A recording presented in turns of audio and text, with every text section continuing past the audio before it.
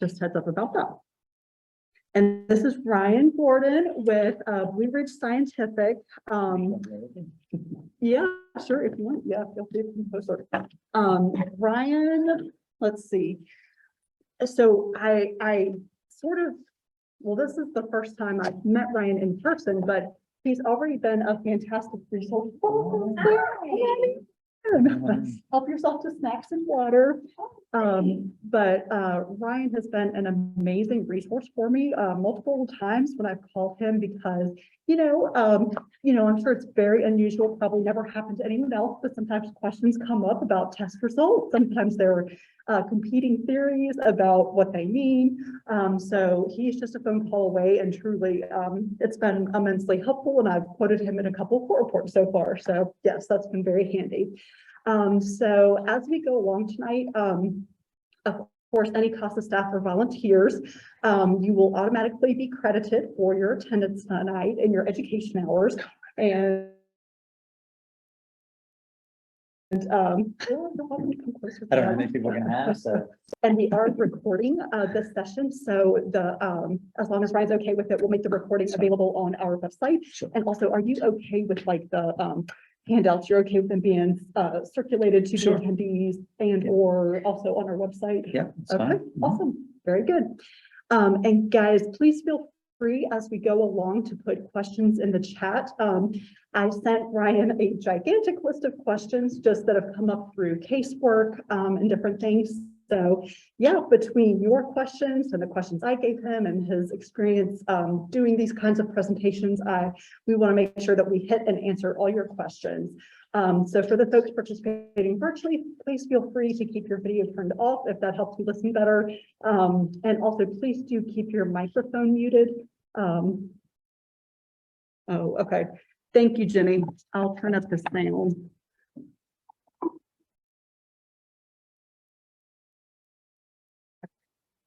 And it might be better too when Ryan starts talking. So, all right. Any other questions before we get started? Any questions? Yeah, any questions for you?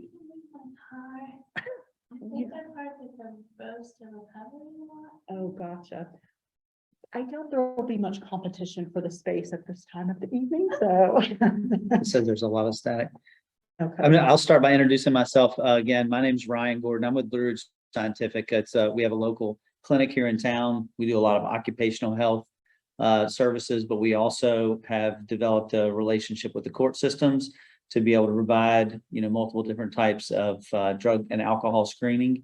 And so I just wanted to go through some of the questions, some of the commonly asked questions that Christy has given me, and answer any questions that you guys might have. So am I still breaking up? Is there a lot of static, or can you guys hear me okay? Yeah, if someone will put in the chat as to quality of the Much better. Okay, great. All right, so I do like to kind of keep it informal. I did provide a handout for Christy to make available to everyone. And did you get one? Okay. And so we're just going to kind of start at the top and talk about some of the questions that she asked, and I'm going to answer those, and then so they don't have these. Okay. So I won't be able to refer to those.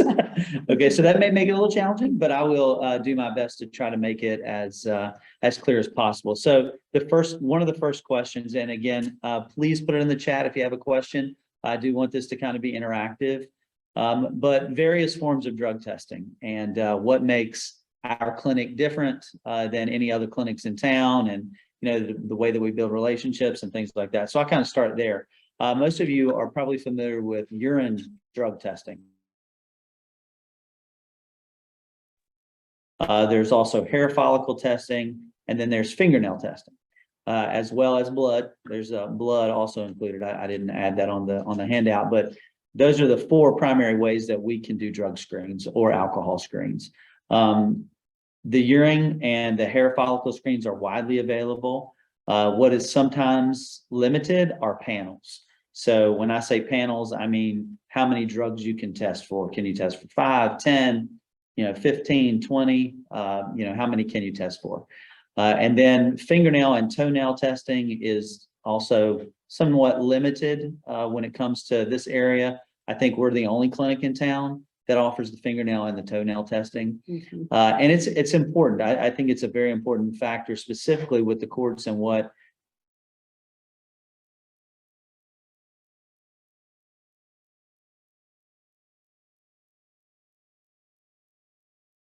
I think it get full picture of any type of pattern behavior, especially if it's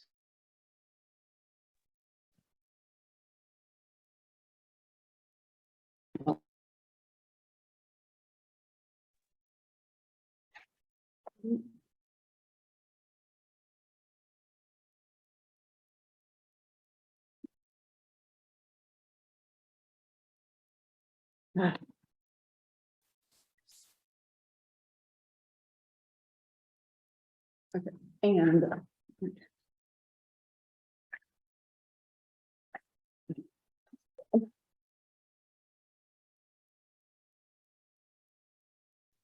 is that better? Can you guys hear us? I turned it off. That would be why. Okay. Yeah. Sorry, guys. I hit a wrong button, and that took away the video. But also, I want to give everyone a heads up. I just put in the chat the file that Ryan was referring to, the list of questions that I sent him for the training. So if you want or are able to pull those up on your screen or a second screen or your phone, I think he's going to kind of go through that list systematically if you want to use that as a guide to take notes on or anything like that. Yes, that's great. Okay, so I don't know where we cut out, so I'm just going to jump into the options that are out there. We talked about urine, hair, fingernail, and blood. Those are the primary options that are out there. There are challenges with each one. I wish we were in a situation where we had a fail-proof option that we could use, but we don't. So we absolutely do the best that we can to make sure that we get accurate results and maintain chain of custody and all those good things.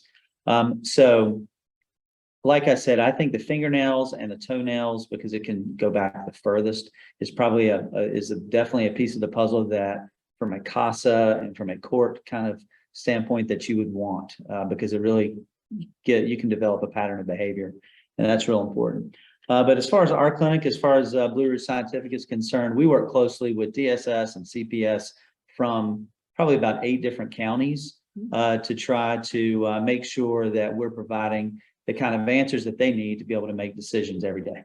And so we offer panels, whether it be for urine, hair, or fingernail, from a 5-panel test all the way up to 19.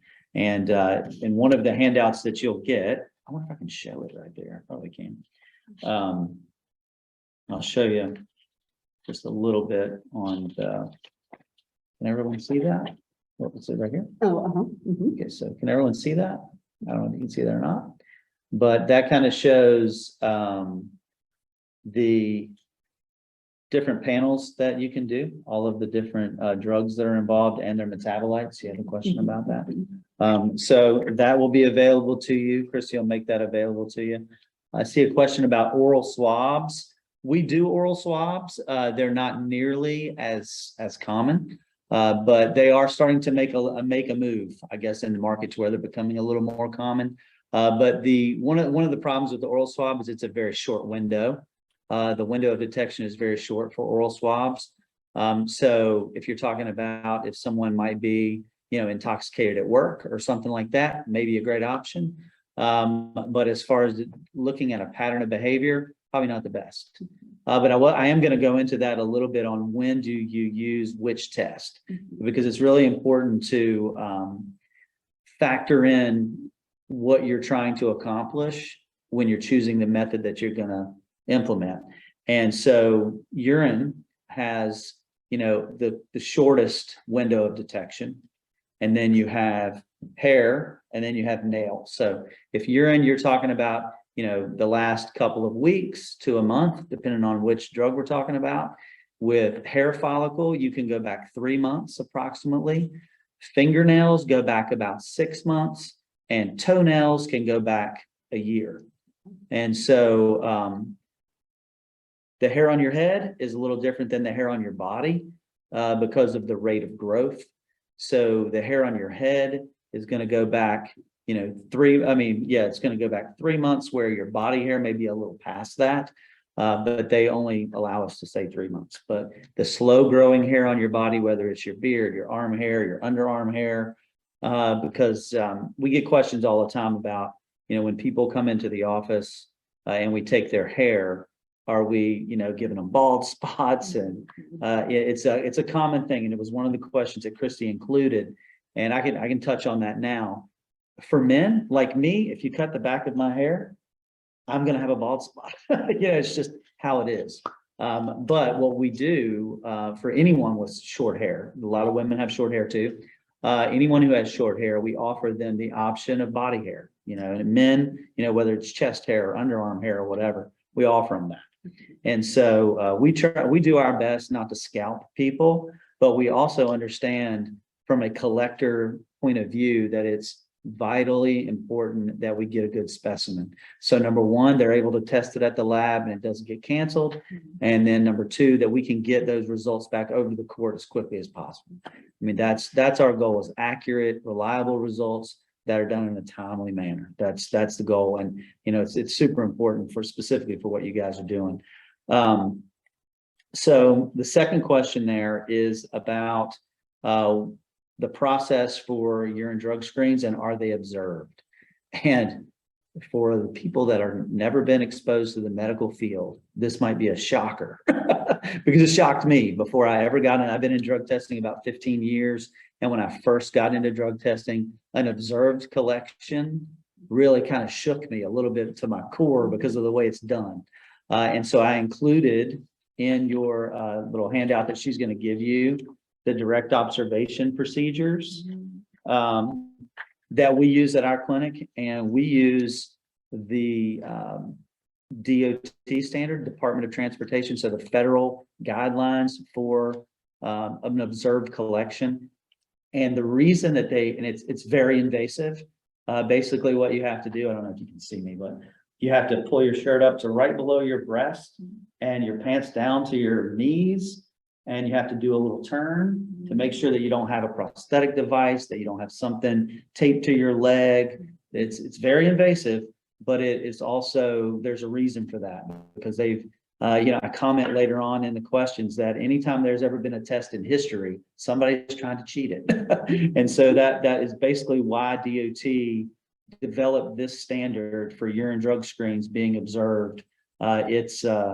It's very invasive, but it's effective. I mean, and the one thing to remember though, is that it will never be a different sex. It's always a man is with a man, a woman is with a woman. It's never the opposite. It has to be. But there was always a misconception that, if you're in the medical field, like a woman can go in with a man. That's not the way it's done from an occupational standpoint. And it's not how it's done according to DOT. And that's what we adhere to. So military, yeah. Yeah, so Monique, it sounds like you understand. That is for sure. So that is how we do observed collections. I have done presentations with, a couple of the different DSS groups and CPS groups and talked to them about observations, because when you don't do an observation correctly, they can beat it. I mean, it's crazy. They bring in bags and condoms and different things, and they have these little units that you can strap to you that will heat it and do a lot of, it will blow your mind. If you start looking into it, the prosthetic devices that are made to look natural. And look up the Wizinator if you have some free time, pull that one up and that'll tell you the whole story. But so we do those, we do observed collections at the office all the time. If someone comes in and the court requests, and they'll request an observed collection, we'll do that. But again, it's always done male, female. And as far as the process for the drug screens, we run our entire clinic with the DOT standard in mind, because we do a lot of DOT drug screens. And since it is the gold standard, we have a bathroom that has no access to water or any type of place where you could hide something. It's just a toilet. We actually flush it from outside of the room. It doesn't flush from inside the room, so you can't flush anything down the toilet. We use bluing in the water. So there is access to water, but the water's blue. And so we really, when I talk about adulterating a specimen, we're talking the most about urine right now because it is the most easily adulterated. There's synthetic urine that they sell at any little tobacco shop around town. It's like $45 a bottle and people buy it. I've seen countless of them. And so it's out there. So we're always doing our best to make sure that we try to nip that in the bud. When they go into the room, they have to empty all, when they come into the clinic, they have to empty all of their pockets, make sure that they don't have anything with them. And then, like I said, when they go into a secure bathroom where there's no access to anything, they can't flush, they can't do anything. So we do our best to try to prevent the adulteration. I wish we were perfect. I wish we caught everyone, but that doesn't always happen. So I found numerous bottles in the parking lot, where like somebody pulled something in on us, so that leads us to the next thing, and that would be your hair follicle test. So hair follicle, a lot more difficult to adulterate, a lot harder to beat. What we have most commonly are the hair washes, that it's tough for them to utilize a hair wash and be able to beat it. They try to develop the testing protocols to where that even when you try to use something to wash your hair, that it still doesn't strip everything out, so they can still catch it. So some people think they can wash their hair and get away with it, and they still get caught.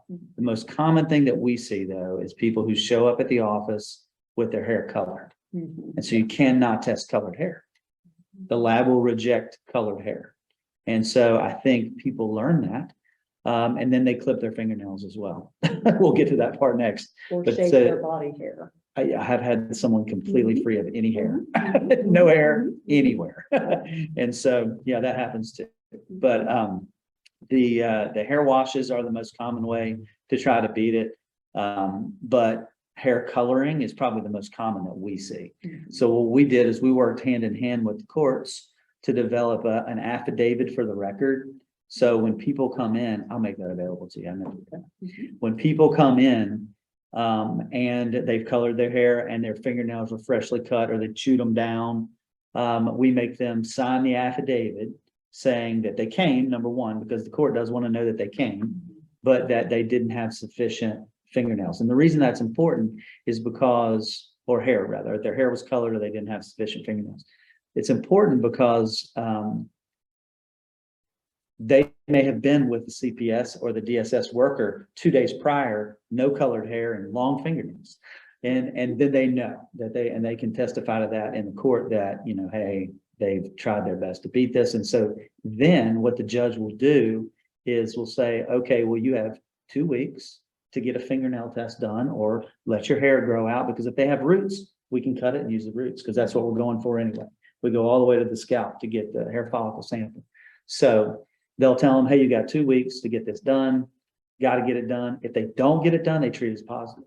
So that's a big deal. So that's their kind of leverage to be able to make sure that they get it done.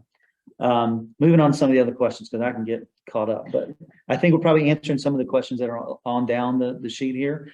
The various testing forms, what's the most reliable?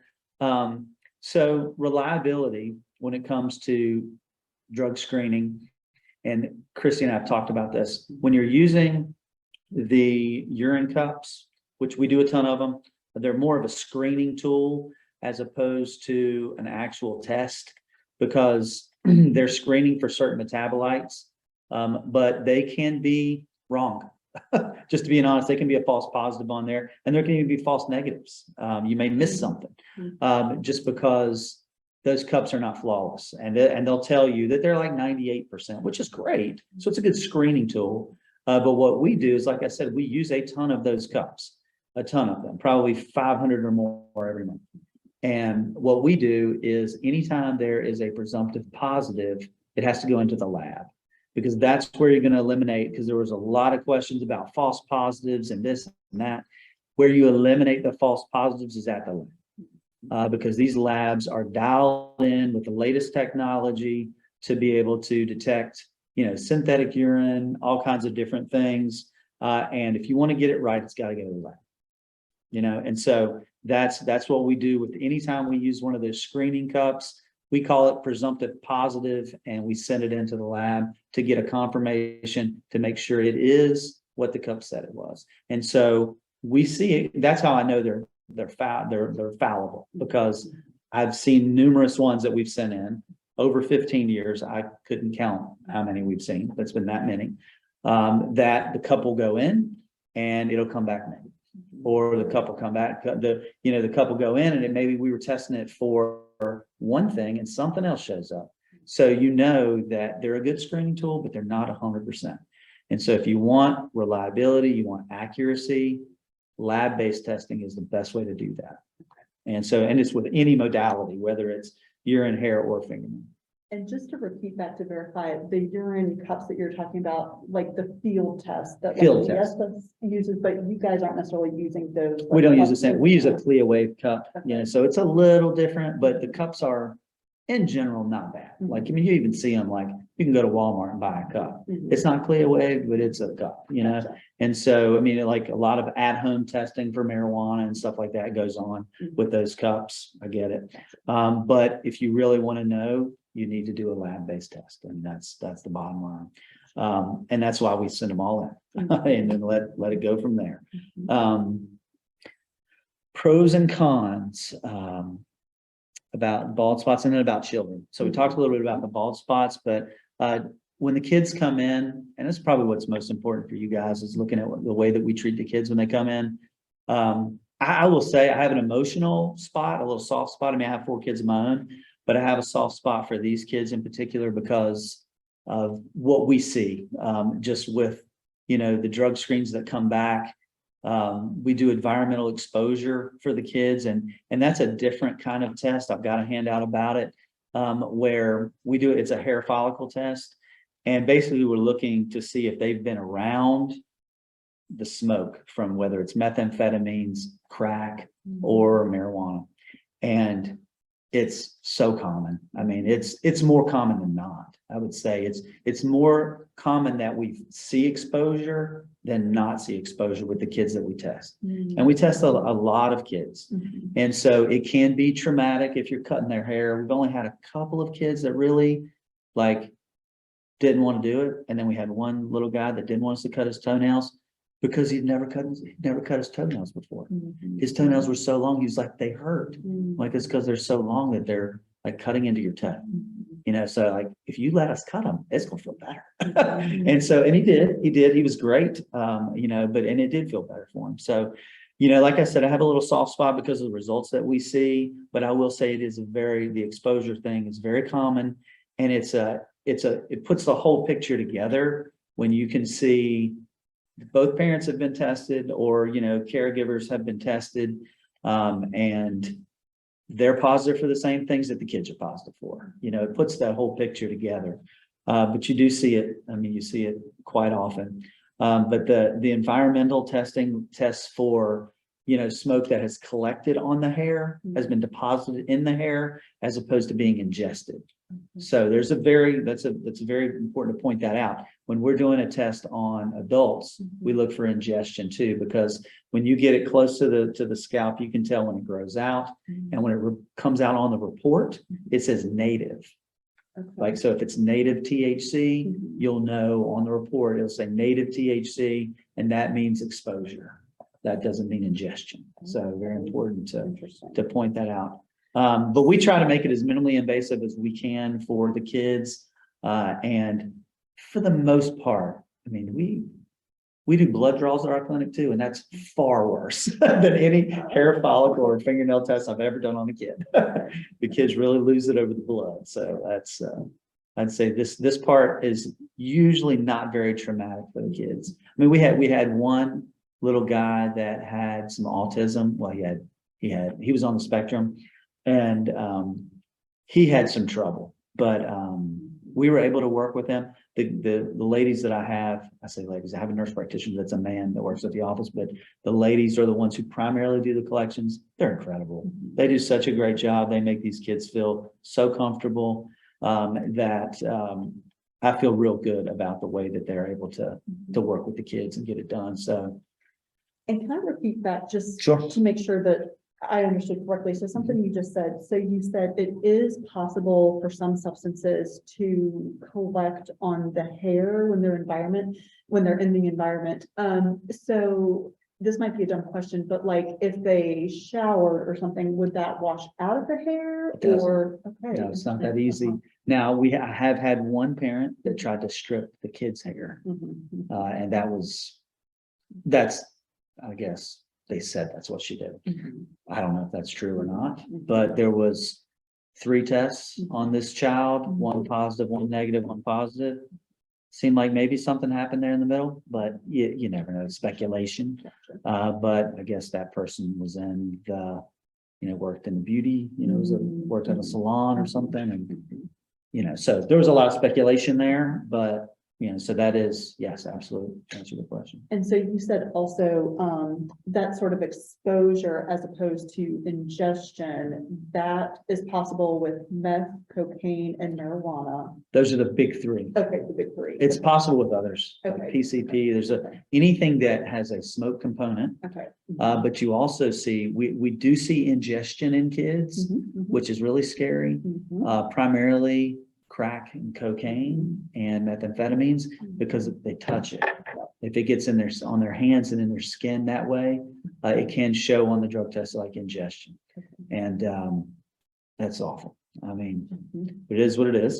So we have to deal with that. So yeah, I think it's important as much as it hurts my heart, it's important that we have that information to be able to get these kids into an environment where they are safe, so.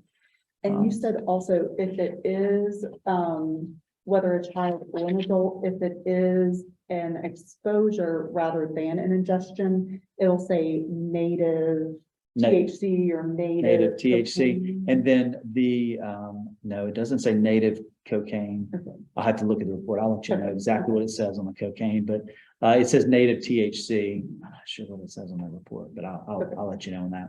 But it differentiates between the 2. Okay. Let's see, different, next question here. Benefits of doing more than 1 test at a time. So you do see commonly from DSS that when they use a lot of urine screens at the court, but I encourage a urine test, a hair test, and a fingernail test out of the gates.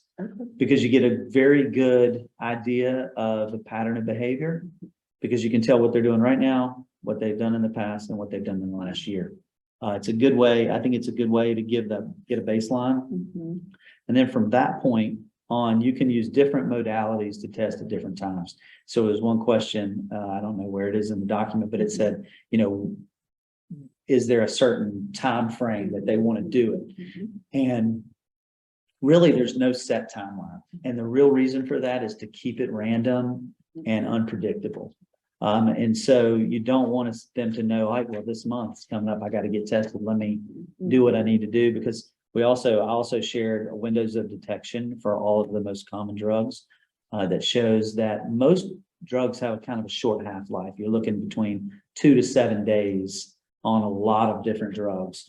And, marijuana, of course, we all know that marijuana sticks around a little bit longer because it's fat soluble. So it hangs out in fat cells. So it doesn't metabolize as fast. But they all have a certain range, window of detection, specifically in the urine. When it comes to, hair and fingernail, that's more 3 months and out to a year. But as far as urine is concerned, the window of detection is kind of short on a lot of drugs. But that's my recommendation, is that they do a baseline screening for all 3, and they don't always do that, but they will. I'd say the most common thing they order is hair, because gives you a lot of information, and it's not the most expensive. So when it comes to cost, which is the next question, you kind of go from urine up to fingernails. The urine is the cheapest, hair is less expensive, fingernails is the most expensive, but hair is closer to the fingernail test than it is to the urine price. Rather, the hair test is closer, the price of it is closer to the fingernail test. But there is some difference. I mean, and you can range from $150 up to $500, for a 19 panel test. A 19 panel fingernail test is right at $500. Okay. And so, what we try to do, DSS pays for the test unless they make some other arrangements. They pay for the tests. But what we try to do is work with DSS to make sure they're ordering the right test. So don't order a 19 panel if you're looking for marijuana. Just order the 5 panel, and you can save a lot of money doing that. And so we try to make sure that, because we try to educate the DSS and the CPS workers on the different panels so they know what to order, but you have some of them who don't know, and they'll, may get a phone call, and like, I got a phone call from DSS saying, why is our bill so much? I'm like, you have one of your person that says test for all the drugs. I'm like, when someone tells me I want to test for everything, that's a 19 panel test. And so I worked with them on the price, but it was like, what do you want me to do? Can you give an example of situations or maybe substances of use or patterns of use we might know about that would call for the 19 panel test? When you get into prescription medication, when you look at the list I just showed you, I think I'll give some exact ones. So fentanyl, the first panel that you can get fentanyl in. Oh, got the wrong one. Sorry if I'm blocking the camera. Fentanyl is available in a 14 panel. So that would get up there. It's $200 and some for that test for fingernail or hair. Cheaper for urine. It's cheaper for urine. I'm not sure what the price would be on urine, but once you get up to the top, like buprenorphine is a test for opiate withdrawal. That's one. Ambien is only available in a 17 panel. Kratom, which is a new synthetic, that's only available in an 18 panel. And then gabapentin, Neurontin is a new one and that's available in the 19 panel. Now, we can do different configurations to be able to, so if somebody wants to test for fentanyl, we can do a 5 panel test and add fentanyl. Or, there was a question about alcohol. We can do a 5 panel test and add alcohol. So there's a lot of different things that we can do, but now there are some that are offered as an individual add-on while others are not. So if you have to do this many to get all of these drugs, you can't do like some of the ones individually, but fentanyl is a big one that you can add on. Alcohol can be added on. And there's a few other ones that are kind of big ones. Kratom can be added on, tramadol. Those are some of the ones, like methadone, some of those can be added on. So it makes it, you can do it a little more cost effectively that way. Some of the things that distort the results, I think we talked about that pretty well. Like I said, not 100% fail proof, but we try our best to prevent the adulteration, and it's really difficult for them to adulterate. Suboxone does show up, but you do have to have a special test for the Suboxone. Yeah. And so Marilyn was asking, does the Suboxone show up in a nail test, or do you need to specifically test for it? Yeah, and earlier Kendall had said, we have a case where the field test results are saying positive for fentanyl, but the hair follicle results are negative, and parents are saying they have not used drugs. So great. That's a great example of where that positive fentanyl test should have been sent to the lab for confirmation. Because the biggest problem with the cups are the people reading them, usually. And I hate to say that, but if you're not trained to read those cups, I can't tell you how many people say, well, you know what? It looked like, it was positive, but there was a tiny little faint line. Well, any faint line is negative. And so they'll be like, oh, well, it looked like they were probably, it took a while for that one to show up, so they're probably using it. I'm like, that's really not how those cups are designed. Those cups are designed either positive or negative, presumptive. Send them in if they're positive. And so in that instance, I would recommend that you challenge that field test and say, we want to do another one under observation and have it confirmed at the lab if it shows the same thing. That would be my advice on that one. And I think any reasonable court would say, okay, especially when you have that hair follicle showing that it was negative. Now, the difference is they might try to make a case that says, the hair follicle test, that maybe that fentanyl was within the last week or so. And so a hair test wouldn't show it because it takes your hair a little while to grow out. So that might be the case that they would try to make for that. That's why even more reason if it's a urine test, especially if it's one of the little cups, that has to be confirmed at the lab. And I know that here in Lynchburg, at least, I don't know what court system you're with, but here in Lynchburg, at least, I think they confirm their cups. Pretty sure they have an account where they send them in and get them confirmed. Okay. I think at least, I'll be curious, Sarah, or anyone else listening, if you've had a different experience. I feel like in most of the cases I've seen, at least in Lynchburg, if there's a question mark, then they'll send them into the lab for confirmation, like maybe if the client disputes it, or again, if there are, question marks, they'll send them in. But it's good to know. It almost sounds like you're saying for almost any of the field tests, it really is a good practice just to automatically send them all in for confirmation. 100%. Okay. I mean, the system that we use for electronic reporting of results will not allow us not to send it in. That's how important it is. I mean, really, because you can't make such a huge decision off of that cup without getting it confirmed. You know, that's my own professional opinion is that I would never make that decision off of that cup without having confirmation. So that is, I mean, as advocates for us, that is really good to know, both from a parent right perspective, and accuracy of data perspective. 100%. So the verbiage that you can all use is, I would like to request a lab-based confirmation of that test. Or if they maybe have already dumped it, which they'll do that, they've already dumped it out, if they don't have it anymore, then you would say, I want to request a direct observed collection and confirmation if it's positive. And that's it. I mean, that would be my go-to if I were in your shoes, for sure. And can you go back a second to, my ear caught you saying, and this is a good point, I just hadn't thought about it. So when you do a hair follicle test, how long ago does it have to have occurred, their use, for it to show up in the hair, since you said it takes a while for the hair to grow out and reflect? Right. So everyone's different. And I wish I don't want to give you the attorney answer. It varies or it depends, but it really does, because everyone's hair grows at a different rate. And because you made a good point, some different ethnicities have different rates of growth, but you know, you have me, I'm getting close to 50 and my hair is not growing as fast as it used to, you know? So, you know, that's one of those things that when you look at, we kind of use a ballpark.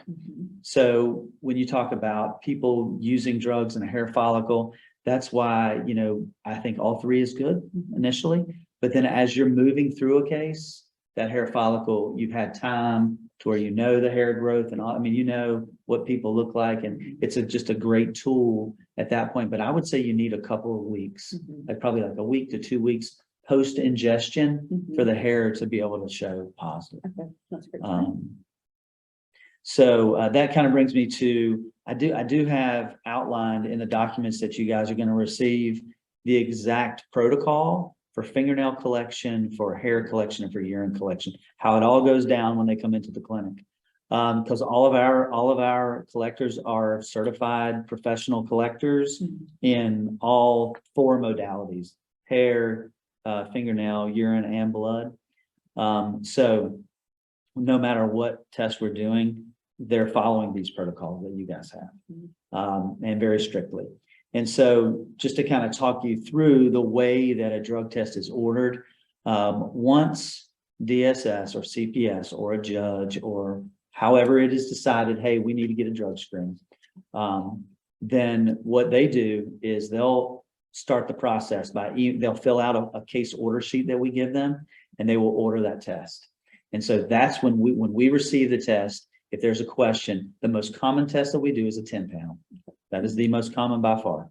And so the 10-panel will include, well, I'll just talk you right through each one, everything that has on it. So the 10-panel, you're going to get amphetamines, marijuana, cocaine, opiates. And when I say opiates, that does include hydrocodone, hydromorphone, morphine, codeine, heroin, then PCP, benzodiazepines. That's just a big word for Xanax or anything that ends with a PAM, because there's some other ones in there. Barbiturates like Valium, methadone, propoxyphene, And then oxycodone specifically is what you get in a 10-pound.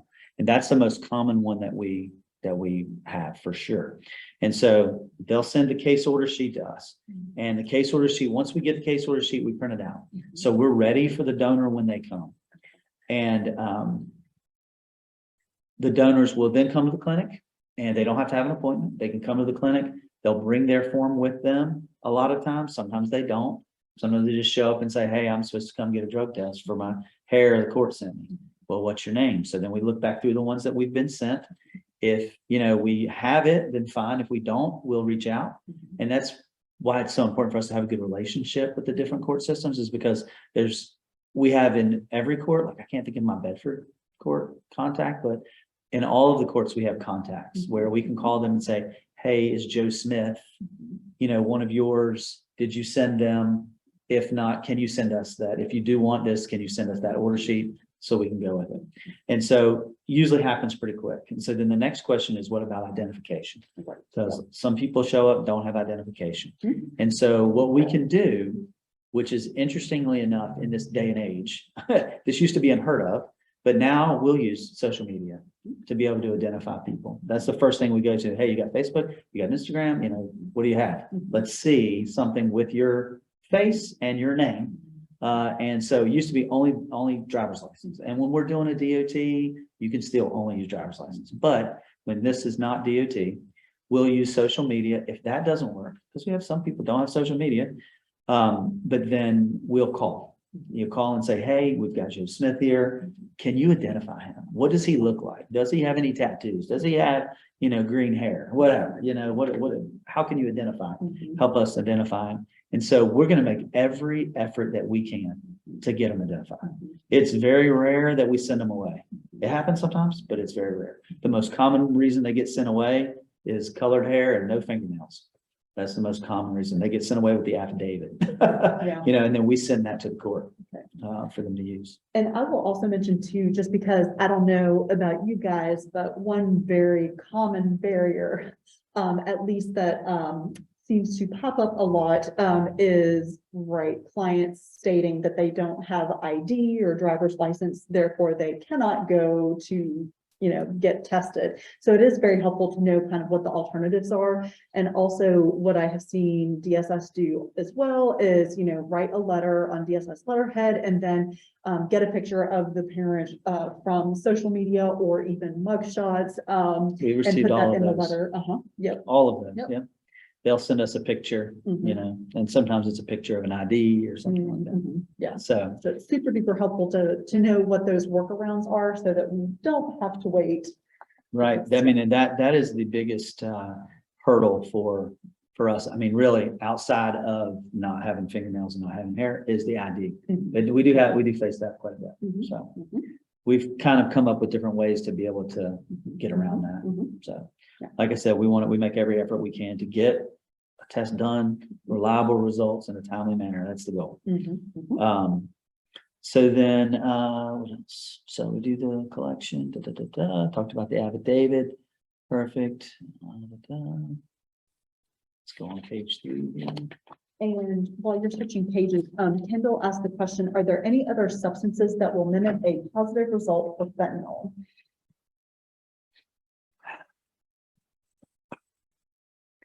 Fentanyl is an interesting one because fentanyl is a synthetic opiate. So more common like oxycodone and some of the other synthetic opiates, as opposed to like heroin and codeine and morphine that are naturally occurring opiates. So when you get into the synthetic realm and you're using those cups, there absolutely are ways that it might show up on there. I've seen that happen. I've seen hydrocodone, like someone who has a prescription for hydrocodone on the cup, it shows fentanyl. And that's just why you got to confirm it. So the answer to your question is yes on the cup, no at the lab. They will tease it out at the lab and find out exactly what it is. And I think the biggest challenge for all of us that are involved in this world that we're working in is there's a pattern of behavior for people in general. So if you take people who have never had a history of any kind of drug use and all of a sudden they pop positive for fentanyl, ding, ding, ding, ding, ding, alarms should go off. Because that's probably something's going on. Something's not right there. But now I always have to take a second and say, I have someone here that's testing positive for fentanyl that have a history of use of fentanyl or have been addicted to opiates. And now they're saying, no, that's not me. Your history can be a predictor of the future. And so I'm a little less lenient on those people. But for someone who has never had any drug use or anything like that, you're going to have to take that extra step to get the lab-based confirmation, to do an observed collection, whatever, to prove that this is not what it appears. So does that answer it, Kendall? Yep.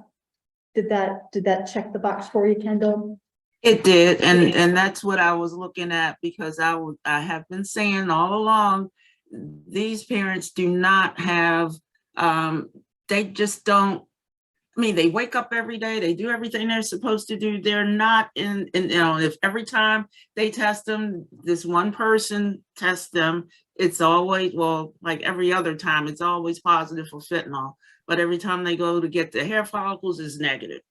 And they just don't appear to me. I mean, their lifestyle, they were using THC. So all of a sudden now it's fentanyl, and just nothing about their lifestyle. They get up every day, they do what they're supposed to do, and nothing to me says fentanyl. So yeah, and so Kendall, that's a person who has never used before, and they test positive only on the little cup at the court. only not even at the court, when they do the ones at home. Oh yeah. Oh yeah. I wouldn't trust that. I would just say, hey, you know what? I'll go and pay for a lab-based $50. I'll go pay for a lab-based drug screen and have it observed. And if you want to test me, we'll do that. That's a lot more. It's more trustworthy. That's for sure. So testing for alcohol, yes, we can do alcohol a number of different ways. We can do the blood, we can do the urine, we can do the hair and the nail. We can also do a breathalyzer. So we do breathalyzers every day for people, and we use the same breathalyzer that the state police uses. The problem is that you have really, according to DOT, you want to do your alcohol test within 2 hours of, suspicion of drinking. But you have about an 8-hour window, depending on, rates of being metabolized and all of that good stuff. People burn off alcohol at a different rate, the same way they do drugs at a different rate. But you have about an 8-hour window for the breathalyzer. But DOT likes it within 2 hours. So if you get outside of that 2-hour period, you're gonna have a tough time defending it in court, Yeah, I feel like sitting around in professionals' rooms, I feel like I've heard attorneys cast aspersions or doubt on the reliability of field breathalyzer tests. Well, yeah, it's an attorney, so they're gonna do their best. Sorry if the attorneys are on here. Yeah. We still love you. It's breathalyzers, you can. Because you got to talk about whether the machine is calibrated. There's a lot to go into that, which ours is, because we don't want, if we do get challenged, we're ready for it. But that's definitely something with the breathalyzer. So that moves you over to urine and to the blood and to fingernails and hair. You can do it with all of those. But now, of course, the windows are different. So you have to consider that. But yeah, we can definitely test for alcohol. And we are seeing that added on, more. We have had that added on. Not as often, but it's added on sometimes. And the alcohol can be an add-on for urine, I'm sure, hair, toenail as well. Okay. Yeah, you can add it on. Mm-hmm. And then it looks like do we do the testing in-house? The only testing that we do in-house, we do use those little cups, and if they're presumptive positive, they go to the lab. That's the only thing that we test in-house. and we do test for metabolites. And that does bring me to a point where talking about the quantitative levels, and this is always a question, because when you get results back, it shows quantitative levels, it shows cutoffs, and you actually have there's a sheet in the packet that I gave you that has this one. Oop, right there, drug detection times, that have windows of detection as well as cutoff levels.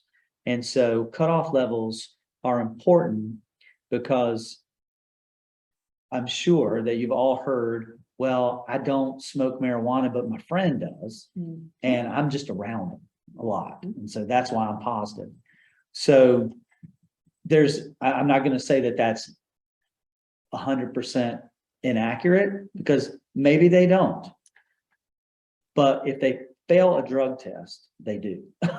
They do use. And the reason I say that is because this has been an age-old excuse. Well, I didn't inhale. We've heard that before. So they set these cutoff limits to eliminate that excuse. So what they've done is they've actually done studies where they take people who actively, agree to participate in the studies, and they get high or do whatever, and they test them, and then they take people and put them in a room and put the smoke in, and then let's see how much do we have to put in to make their urinalysis positive. And so they've tested all of that, and that's where your cutoff levels come from. And so what you can trust in a lab-based test is that the use at a confirmation level, that quantitative level, is if it's over that cutoff, you can trust that that's use. Now, that brings me to the point, is the higher the number, the more the use? Great question. In most situations, yes, it does mean more use, but you can't compare me and Christy or me and Joe Smith. No one can be compared. So we could be using together right here, right now, and in a week from now, we would all have different levels in our body because we metabolize differently. And it doesn't matter, what ethnicity, we all metabolize differently. And there are even challenges to just testing me on quantitative levels. If you test me over and over throughout a month, and I say I'm not using, should be going down, down, down, down to then zero. But you may not like the rate that it's going down. So maybe it's, metabolized quicker because I'm exercising this week and I don't exercise next week. So your metabolism slows down a little bit.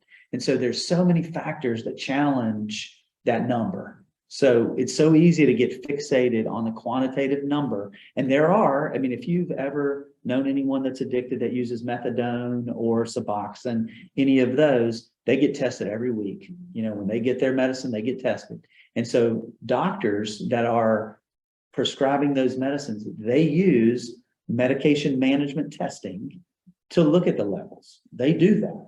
And so, but it's never will be defendable in a court of law. There's no scientist, there's no medical review officer that will sit up there and swear this means that such and such is using this amount. He's a regular user, so it's just don't get fixated on the number. I say all that to say don't get fixated on the number because, if you have a cutoff level that is 50 and you have somebody that's 1,500, can you comfortably say they use every day? Yeah, you can. You can say that, but that's all you can say. That's it, really. You're not going to be able to say, because then you might have someone who has, 150 and they could use every day too, but maybe they're just really thin, don't have a lot of fat, and they just burn it quick, you just can't judge that number. So keep that in mind. The quantitative levels are important, but they are not a determining factor that you can use. So what you want to look at, positive, negative. Are they using or are they not using? Let's don't get caught up in the weeds on how often and when the last time was and that kind of stuff. Either you use or you don't. So we want a negative drug test. That's the goal. Go ahead. Going back to the cutoff levels for just a minute, Sure. I wanted to ask about those in the context of, you said it is possible for children to test positive because of exposure on hair follicles. So that cutoff level, that's not just for urine screens, that is also for hair follicle and nail testing. They vary, and you make a great point because this is nanograms per milliliter. Yes. And there are parts per million. They do, it's just a different measurement that they use in hair and urine because you're dealing with a solid as opposed to a liquid. Okay. So without getting into the weeds, that's the main reason that there's a different level of measurement. Mhm. But I would have to look at the kids. I don't think they had the kids result Mhm. to see. But it is Yeah. useful to know about the different units of measurement between those tests Mhm. because that has actually caused confusion in a case that I had where it was misinterpreted by not the lab or anything, but by, people reading the results. And I think the difference in measurement was missed. Yeah, and so it's just, and I mean, it very simply, when you're talking about liquid, when you're talking about a solid, because when the hair, whether it's hair or fingernails, they grind them down. And that's another thing that I needed to mention. So when you're looking at drug test results, specifically fingernail, or it can be hair too, but fingernail, it happens all the time. So when they come in, if you're looking at your fingers, we need about the width, if you turn a quarter sideways, and you look at the width off of every fingernail. And so you can't just cut one, because we've had people come in and say, I grew this one out, cut that one, and like, no, we got to cut them all because it's based on weight. And because what they do is they get the nails into the lab, then they grind them down into a powder. And then they add their whatever's to it, the soluble to it, and make it into a liquid and test it. But it starts as a solid. That's why the measurement's different. And so once they run the test, the initial test, they grind all their nails down and they run the test with what they have because they can only make so much out of what they have based on the weight of it. And they'll run the test. And so let's say it shows positive for marijuana, cocaine, and methamphetamines. Those seem to be the trifecta that we see most often. And so those three are the most common. And it tests positive for all three. So now it has to go into confirmation. Well, even though they run the first test on everything, the second test, the third test, and the fourth test will be one individual metabolite apiece. So they'll run a confirmation just on THC, a confirmation just on cocaine, and a confirmation just on methamphetamines. And so by the time they get down to the methamphetamines, they're out of substance.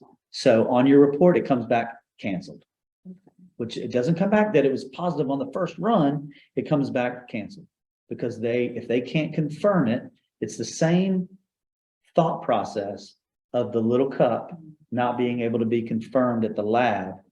If the lab can't confirm with a second test that is methamphetamines that was detected on the first pass, they will not release that as a positive result. They'll only be canceled. But most people, most judges now have been trained to kind of look past that and say, okay, they ran out of sample probably, but this one was canceled, but I can see that it had to be retested for confirmation. So they kind of look into that a little bit, but you're not ever going to get anyone to testify and say that was positive because they're going to say it wasn't confirmed. And that's it. That's what they go off confirmations like the gospel. And can I repeat that just to confirm that I heard correctly what you said? So if on test results, so like if there is a line that a substance says positive, if there are listings of specific metabolites underneath, it's been confirmed with second testing is what I heard you saying. The only way it will ever say positive is if it has been confirmed, and the metabolites that are listed underneath it is what were found. Okay. So that's helpful to know. Yeah, because usually it may show one metabolite, it may show a couple, especially for cocaine. You get like 3 or 4 sometimes with cocaine, but it's all indicative of the same result. But then, is there any questions about that? Kendall had asked, would that account for high levels in infants and children? But Kendall, I'm not sure what that are you referring to? Yeah, I was talking about their metabolism. Oh, gotcha. The metabolism in children and seeing the high results, because I've seen some workers saying that I've never seen results that high in a child. And it's as if, the parents were sitting there just blowing smoke in the child's face. I don't know. Yeah, that is a great question. So again, we're talking about exposure versus ingestion. And so if the exposure number is high, I mean, that's not gonna change. So, I mean, that is indicative of a lot of exposure. I mean, you would think the higher the number, the more the exposure, and we see some incredibly high numbers. It's just like they're right there in the same room when they're using. You know, like I said, it breaks my heart, but it's, you know, that's why we test, so we can find, you know, the information to be able to get these kids in a safe place. But yeah, that would mean it's a high level of exposure And you're saying. because it's on the hair, it's not ingested. So metabolism doesn't have anything to do with it. Oh, yeah, that's a good point. And again, I think I've asked this before, but just to confirm again, so like, especially for kids, the test results will differentiate between exposure or ingestion? It does. Yeah. Okay. And then if there's question, I have to look at the cocaine because I'm not sure what the cocaine says. Mhm. But the native is what it says. Native with THC tells you the amount that is exposure. Okay. But yeah, so we can revisit that, so you can communicate with them as well. Each drug's broken down different metabolites. We talked about that. Repeat testing, we talked about that. While you're going, can I ask a question? Please. Go for it. When you use the word confirmed, does that just mean that the substance has been tested for a second time?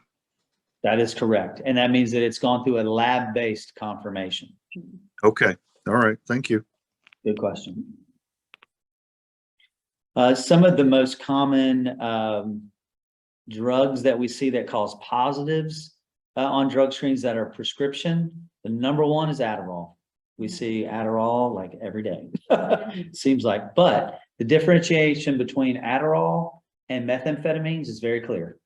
If someone tests positive for amphetamines, Adderall or Vyvanse or one of those drugs can explain that, where methamphetamines cannot be explained by that. And so you'll have people say, well, I take Adderall, but they test positive for methamphetamines. And so they have a wicked expensive isomer test that they can do that separates, it's called the DL isomer test. So they can separate the D and the L to determine what is over the counter, because Vicks vapor rub that you put on your chest can cause a positive for methamphetamines. It can. But when they differentiate the two, you can see the D is your, let me get it confused. The D, if it's greater than 20% of the total, then that is illicit use. If it's lower, then you could say it may be methamphetamines, or even some people will say Sudafed. Okay. But Okay. And that's so a common. just to repeat that back, so you said stimulants like Adderall, Vyvanse, those will test positive for amphetamines, not meth. Not methamphetamines. The only things that could cause a false positive for meth could be Vicks vapor rub and possibly Sudafed. Yeah. Okay. And there's a really expensive test that can be done to. Yes, it's called a DL isomer test. So Yes. the over-the-counter DM cough syrups, that won't cause a positive for No. meth? Okay. Now, the antidepressants, antipsychotics, I've seen those show positive on the little cups for cocaine and come back from the lab negative. I've seen that. But like I said, I know I just made a note on here that the best way to get rid of the false positives is make sure that you send it into the lab. It's only one piece. Any other questions question? people have about that piece so far, about medications that may cause false positives, or what category?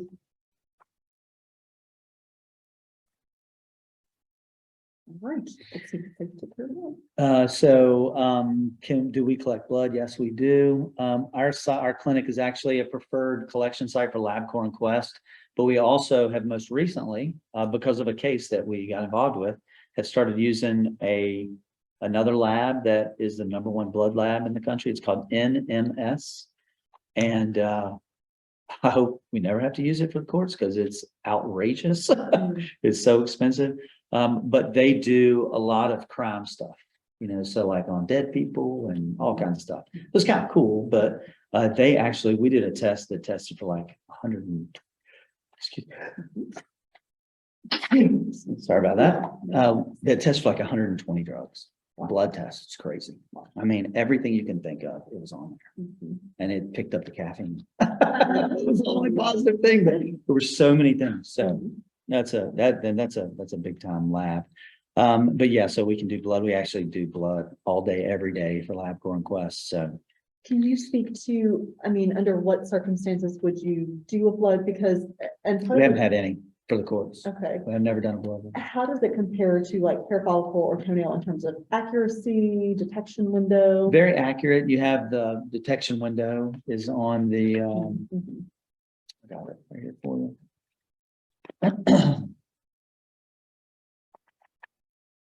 And So this is your 2 to 4 weeks is your window of detection. okay, so up to It 2 is weeks. very difficult to adulterate because it's blood. Mhm. So Okay. And part of the reason I ask is because, again, there is a case where there has been controversy over the results of various hair follicles. And the idea has been expressed that, I did, the research on the internet, and blood is the most reliable. it's very reliable. And the reason they say it's most reliable is because it's the hardest to adulterate. Gotcha. Like there's nothing you can do. Mhm. Like, fingernails, people will paint their nails and like that, because when you look at the way that drugs are laid down in your fingernails, you think it's because growing out, but it's not. It's the layers. You have to have the length to be able to get the quantity, but it's the layers that are laid down on the nail is how it's distributed, deposited into the nail bed. But with blood, there's literally nothing you can do. I mean, Even if you drink like a lot of water or something. no, Okay. still wouldn't affect it. Interesting. It just makes it easier to get your blood.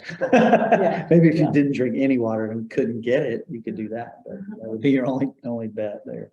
So would you see like, if the court had concerns or there was continuing controversy over whether the hair follicles or whatever tests have been done were the most accurate? I mean, could DSS or the court request blood draws 100%, on sure, these yeah. folks to sort of They could, authenticate? they results? could, Okay. yeah, they absolutely could. They, like I said, they don't, they Mhm. haven't, never done one for the court, I Mhm. think. This, the one that we just got involved with this NMS Labs is the first one. Mhm. That's the first one. Okay. And that's why, and they specifically sought out that lab Mhm. and said, this is the lab we want to use since it's got, and it's really, really expensive. I couldn't believe it. Like I tried to twist their arm and get good pricing from them. And they just were like, no, we're not going to do that because we're used to using, like they do so much stuff for the FBI and all different things. So they're real proud of their tests. This is what I told them. So you're really proud of that. Just charge so much for it. But can results be released to you guys as CASA volunteers? That'd be something to have to go through DSS and CPS. But if it's on the court order, I mean, we always release results to guardian ad litems. There are many cases where the guardian ad litem is the only person that gets the results. Mhm. So, I mean, we do that regularly. Mhm. And so if that were part of the order, Mhm. we'd be happy to make it available to whomever. Would an alternate option be if the parents signed a release of information for us specific to Blue Bridge testing? Well, the only question there is that if DSS isn't involved, they're the ones that are paying for the test. Gotcha. So the results actually belong to them. Gotcha. Okay. So they would need to be involved in that process somehow.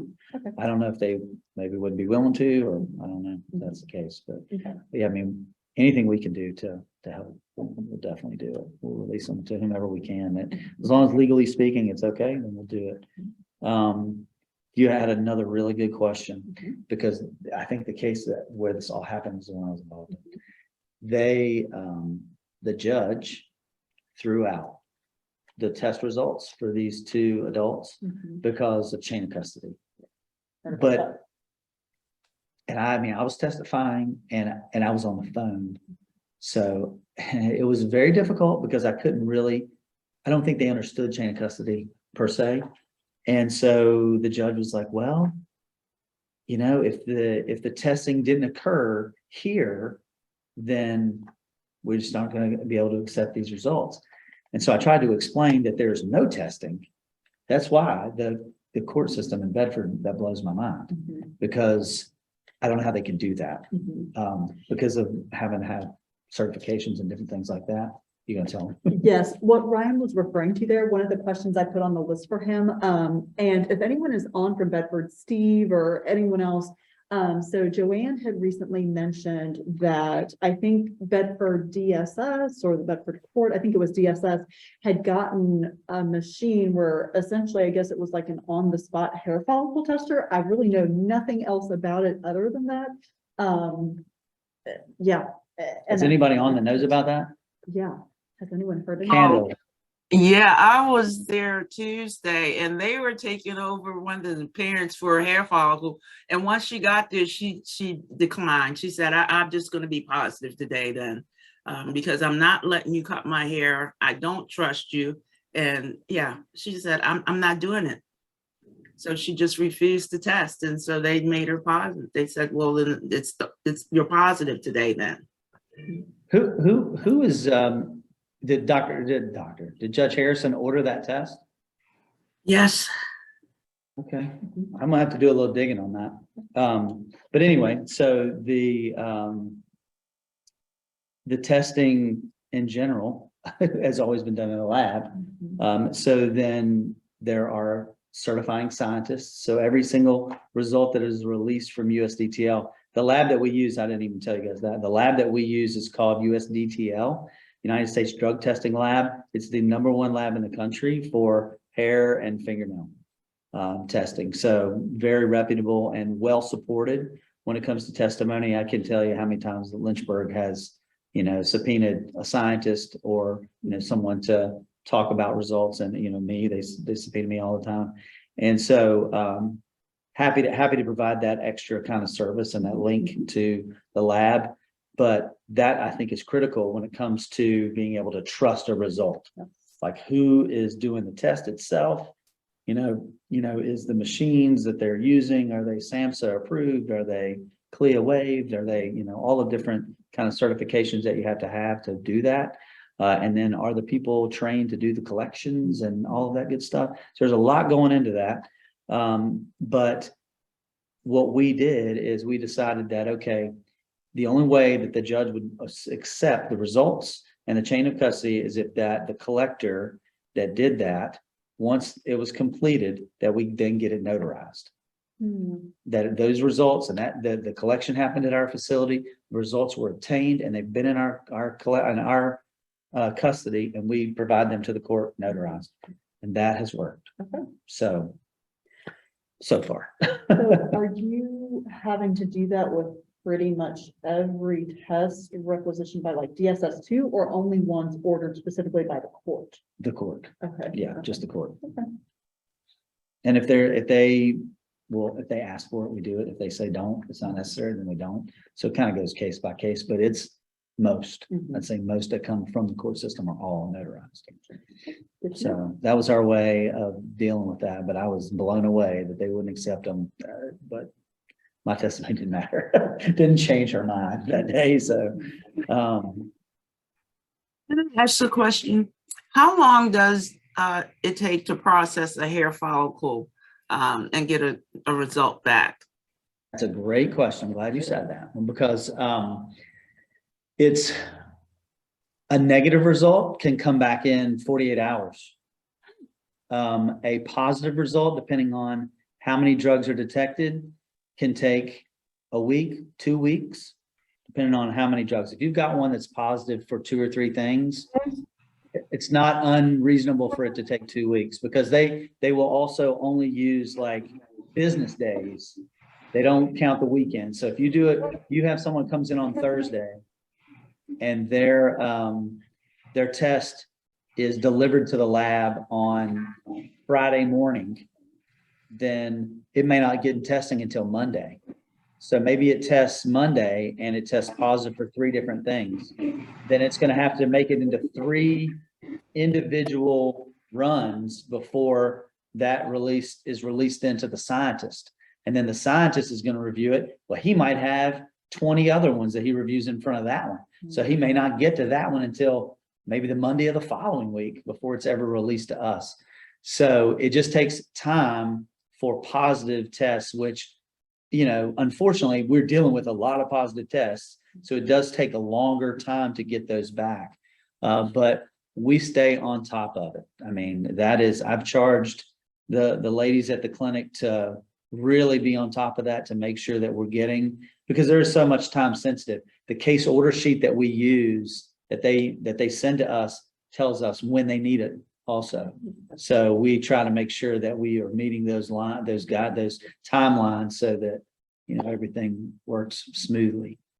So that's a great question. Well, I asked that question, and jumping back to Bedford, they were holding up the hearing for the results, and they said they can get the results in 15 minutes. That blows my mind. I actually, when I saw that on Christie's thing, because I mean, I'd read through a lot of your questions, but I really didn't read them thoroughly until earlier this morning. And I saw that when I was like, what?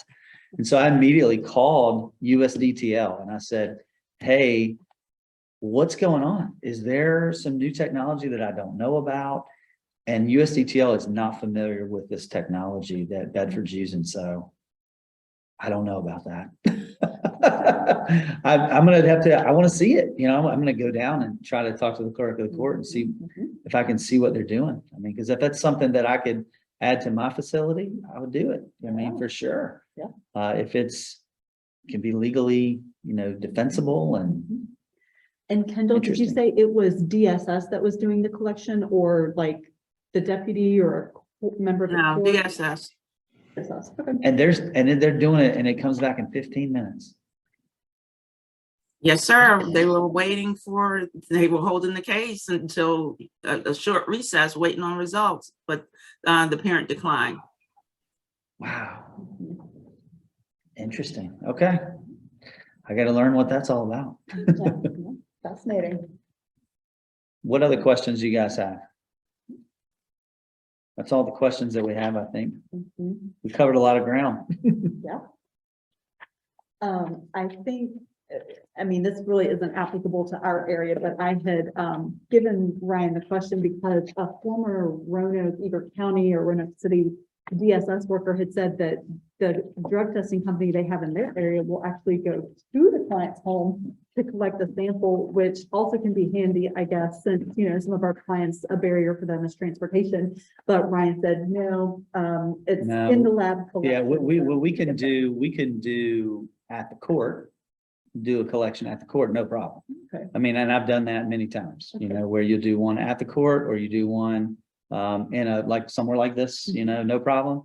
But I'm not sending my ladies into people's houses. I'm just not gonna do that. Especially like that could have meth residue. Exactly. Yeah, absolutely. I mean, and now, I mean, it's the same thing with fentanyl and all of this stuff is so dangerous now. You can literally touch it and die. I mean, that's scary. Yeah.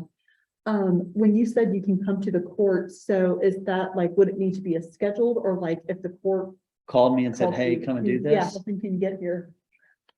Generally, we can do that. I mean, Okay. generally, yeah, I mean, we're on call all the time. I'm on call all the time.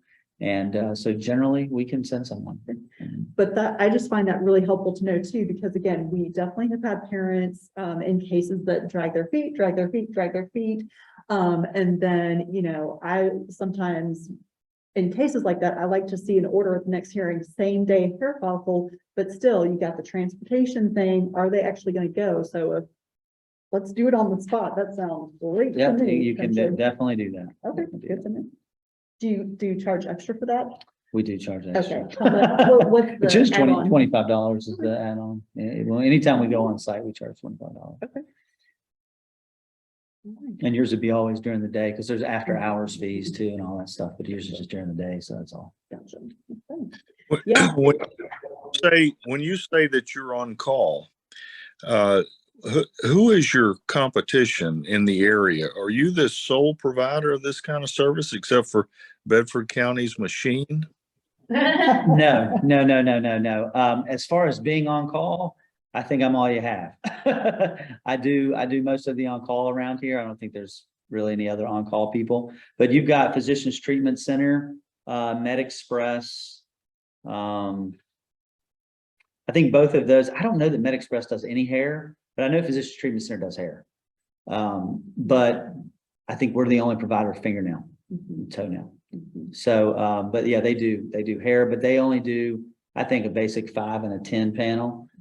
And, you know, really, I mean, we see them as competition, but that's okay by me. You know, it's just, you know, I like to think that there's so much more to it than just doing the drug test. There's so much more. I've learned that there's so much more to doing the drug test and what happens afterwards. And I mean, sometimes we get drug into the cases and I wish we did.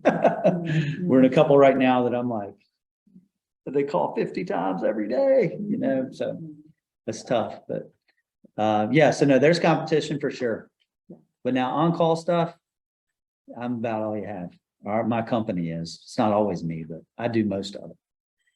And someone double check me if your understanding is different, but if I'm remembering right, I think some of the other specimen collection sites that do the drug screens, that they don't do observed urine drug screens. I think they probably would. You think? Yeah, I think so. Okay. Because I feel like I've heard. Yeah. Does Well, maybe, I mean, I don't think they Yeah. could, I mean, in order to be able to do DOT collections, Okay. you have to be, Okay. you have to do those. I mean, because as part of the DOT protocol, so let's say you come in and you're doing a sample and you give me a cold one. Mhm. So you did try to sneak something in. Mhm. So then the next collection is observed. Gotcha. So you have to. Okay. I mean, there's no, or you can't complete the drug test. Okay. So, and in general, if you are accredited to be able to do DOT drug screens, Mhm. you have to do those. Like you have to follow all that protocol. Okay. So I would think they can do it. Okay. I don't know. Yeah, We certainly- physicians will do it if it's written in the order. Mm, okay. Otherwise, it's not. Mm, Yeah. Gotcha. Yeah. And so, I mean, and I did appeal to DSS that they should, I mean, they're observing them at the court anyway. Mhm. They should be observed. Mhm. And I challenged DSS on their procedure. Like you have to really you're not just standing behind them Mm, because they'll still get you. mhm. You need to be, you know, Mhm. everything needs to be on the table. You need to see what's going on. And as invasive as it is, it's necessary to be able to get an accurate test result. So. What else? What other questions? Sarah, do you have questions? You Sarah? don't want to sideline. you Yeah. either. We covered a lot of ground. We did. That's a lot to get into that. And what other, you know, from cases or, you know, conversations you've heard, what other questions or doubts do you have about drug screens, or results or anything like that? This is an interesting question to me because my last case was so drug centered, Yes. and toward the end there was like an argument between the social worker and the parent because she had gotten a urine screen and tested positive for meth, but said she tested that because she was cleaning out her dad's house and he had meth out and she rubbed it with her finger and claims that's how she tested positive for meth and kept trying to get a nail test done, I guess. Uh-huh. But she wears acrylic all the time. So it was like she colored her hair all the time and she had acrylic on both her fingers and toes. So it was so interesting that, Okay. you know, she was casting down on the test. And so DSS was saying, okay, if that's the case, we'll send you in for a nail test. And then she would just go in with her acrylic. Yeah. Yeah. Yeah. So, just in case, I'm not sure, if everyone online heard that, Sarah talks a little softer than I do. She was saying that her last, case was very, very, you know, a lot of substance abuse issues. And she said that, you know, the parent in the case had stated that she was positive on the urine drug screen with DSS because she had been cleaning out her father's house and touched some meth that he had in the home. And, so she requested a nail test. But when she went in for that, like she colored her hair regularly, and also she had acrylics on both her fingernails and her toenails, so they weren't able to collect the sample. Yeah, Hmm. yeah. So the way that we handle those, acrylics specifically, is we have them take them off. Wow. Yeah, we have them take them off. We just had a lady come in today that took hers off yesterday. You just pop them off and. No, she had to soak them Oh, and get them off, you So they know, come and then back like the next day or she came something. back the next day, clean fingernails, but they were still weren't long enough. yeah. So now she has to let her regular nails grow out a little bit. Mhm. And so the challenge is that, and that's why, you know, fingernail testing is hard to adulterate. Mhm. But when you peel those nails off Mhm. of ladies' fingers, it takes the layers Yeah. sometimes. Okay. And so, you know, allowing them to grow out Mhm. for a week or so after you take off the acrylics is the best way to get that sample. So that's what she's in the process of doing. Wow. So, but there would be numerous affidavits where she comes in and she's got nails and this and that. So she's not doing what she's supposed to do. And so you'd have a trail for her Yeah. to see, like, to be able to track down what she's doing. But now you can get methamphetamine through the skin. Mhm. You can. Wow. Yeah, You you can. definitely can. It's so transmissible. You can. So that's why you ever see the people going in to clean up a meth lab in full PPE, looking like a bee suit. Oh. That's why. Yeah. That's why. And I'm sure, So you what know, she's saying is true. Does she have a history of methamphetamine use? It's probably lying then, you know, but, you know, so that's when you don't, so that's what I mean. Like, so for the example we were talking about with the fentanyl, where there's no history or anything like that, something's amiss. Yeah. But someone who has a history, yeah, I don't believe that. Well, the really weird thing when she was doing the, like Malin Center, what did you call it? Medication assisted with the Suboxone. Mhm. And literally within 2 months of the start of the case, she stopped testing positive for her Suboxone. And she was, you know, negative for everything else too. Hmm. But the people at the drug center were still prescribing it to her regularly for like the next 10 months. Hmm. And it never once showed up in a drug test after like 2 months when it started. It just She had to stopped. pay for her nails. For her acrylics. Yeah, that's what the social worker told me. Yeah, But I didn't know that had any street value. It's just Yes, prescribed. we learned about this recently from Lynchburg Comprehensive Treatment Center. Really? So Sarah was saying also in her last case, that they were enrolled in a medication treatment program where they were getting, did you say methadone or Suboxone? Suboxone. And after 2 months of entering the program, she stopped testing positive for the Suboxone, never tested positive for it ever again throughout the life of the case, was clean on everything else as well, but the Suboxone was not showing up. But yes, we recently learned from Lynchburg Comprehensive Treatment Center that methadone and Suboxone, they have street value because a lot of people, like, if you don't have Medicaid, it apparently is so expensive to get into a medication treatment program prescribing Suboxone or methadone. It's like, at least dozens of dollars like per day. And so like, I guess if someone is uninsured, so mostly if it has street value, like people are buying it that want to get off of drugs, but maybe don't have the money, or I don't know, maybe you don't want the accountability of a program. I don't know. Interesting. Yeah, isn't it? Wow. And Marilyn had asked in the chat, I had a patient once who tested positive for morphine and said that was because she ate a poppy roll. Is that possible? great question. But like I was talking about the way that they test for secondhand smoke with marijuana, same thing with opiates. I mean, but that would be an opioid, it wouldn't necessarily, I guess morphine is a naturally occurring opiate. But the amount of poppy seeds that you have to eat to cause a positive, you almost can't get them down. Like, it's like choking you and you're spitting them out.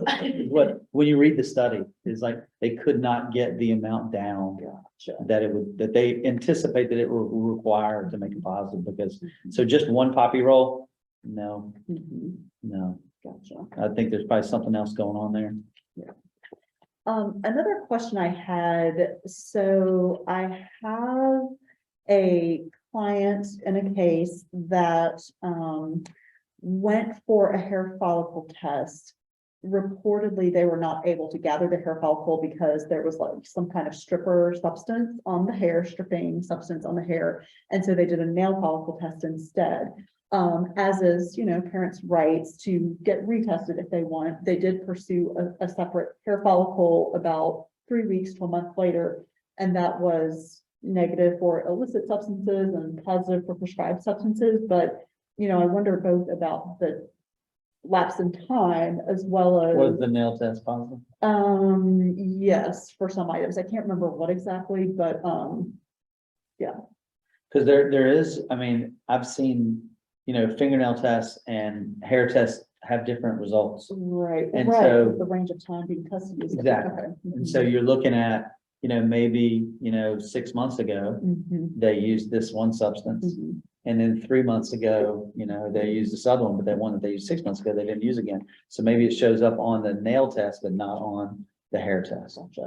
And kind of along the lines of it may take like at least 1 to 2 weeks for a substance that you ingested to show up in your hair. About how long minimum would you need for it to show up in a nail test? Similar, Okay. very similar, because like, again, it's the way it's laying it down Mhm. as opposed to.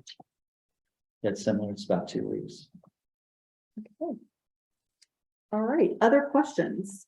Go ahead, Ms. Kendall. That's what a single use show up in either Great question. hair or nail. It might show up in, and would it even show up in a urine? Of what substance? Single use of an opioid or opiate or cocaine or something like that, or meth, single use. It's a very good question, and it depends. And it's a terrible answer to give you, but it depends. I just, I don't know many people. I mean, the way that we have, having done this for 15 years, I've had a couple of different employers who wanted to kind of test specifically marijuana to see if we give people, a chance to get clean, will they get clean? If we say, all right, today's your last day, we're going to retest you in 30 days, we're going to retest you in 60 days and see if they want to stay clean. We had I had one company who tested 20 people, 13 people tested positive. One of those people was cocaine. The other 12 were marijuana. At the 30 and 60-day period, the marijuana was still present, the cocaine guy was gone. And the end of the trial, 90 days later, all 12 of them still positive for marijuana. And in doing the test, they were just like, we just wanted to work here until it was over because we're not going to quit. And so it was one of those things where a one-time use, I mean, maybe that happens, but for the most part, I think people who use drugs use them regularly. I mean, I think now we're seeing with marijuana, like it's every day. I mean, that's an everyday thing for a lot of people. And, it's a challenge now with the laws and different things like that has become a challenge. But with cocaine and methamphetamines, a one-time use, you might get away with that. Because it just depends on when the drug test is done.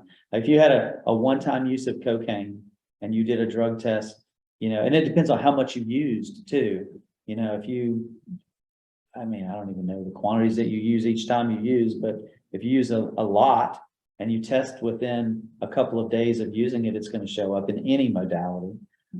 It would show up, on down the road when it comes to your fingernail or your hair test as it grows out, but in the urine, it would show up quickly if you use a lot. And same thing with methamphetamines, but it feels like, you took one hit and you didn't test for a certain amount of time, maybe you get away with that. Like I said, it depends. But I can tell you if you use a lot, which I would think most people would, you're not going to get away with it. And I tell you another thing too that we found now that we're talking about that is the cross reactivity, I guess, with methamphetamines and marijuana. And cocaine and marijuana. So we have had a gigantic spike in use of cocaine and methamphetamine since marijuana has become legal.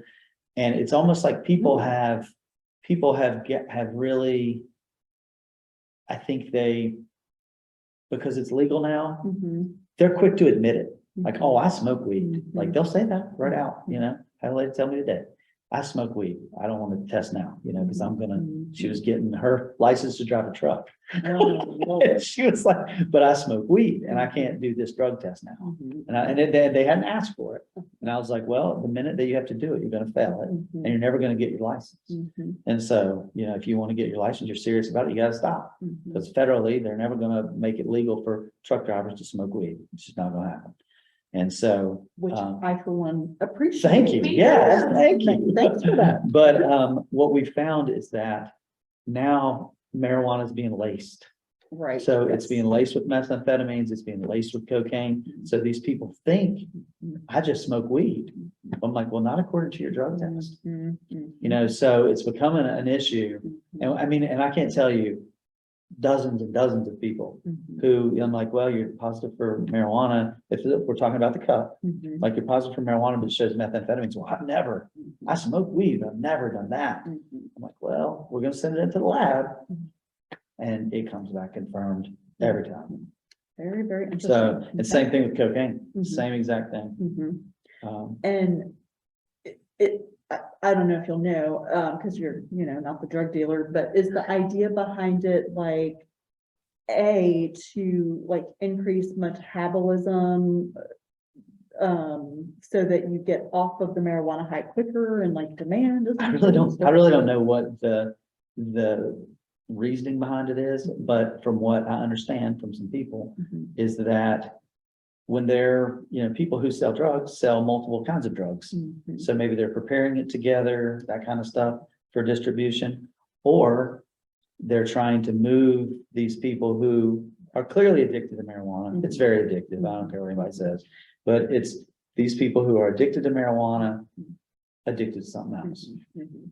Gotcha. because they can grow it themselves now. So maybe you just lost a customer, That's true. but if you can get them moved over to this one, because that's really the challenge in the drug dealing world, is there are a lot of different drug dealers. Mhm. Who do you trust and who has the best stuff? Mhm. Mhm. I mean, they actually, you know, stamp drugs in like New York and different places with these certain people have certain stamps. Mhm. Like, this is our stuff. Mhm. So you know, you can count on that if it's got that stamp or whatever. And so that's the challenge, like, is always pushing the envelope to give somebody a better high, Mhm. you know, and then in this case, you know, they're using methamphetamines and which is crazy because they are counter, like one like makes you sleepy and the other one Right. makes you can't sleep. Mhm. So I don't understand it, but like I said, it's this one. Yep, Alec had asked about nail tests. So the chronology of a person's drug use goes through the thickness of the nail and not along the length of the nail. Is that Absolutely correct. Alec, absolutely correct.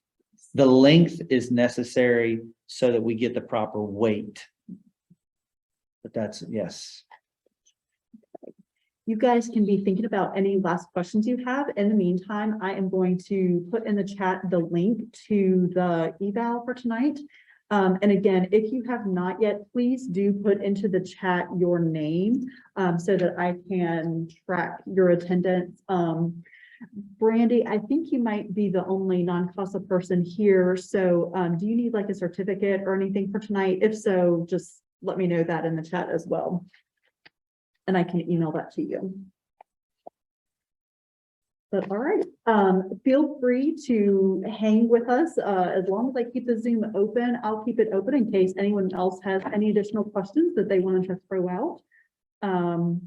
But yeah, once you completed the eval and logged that you were here in the chat, then you are welcome to get back to your evening. But thank you everybody for being here. And how was this for you guys? Did this help shed additional light on this topic for everyone?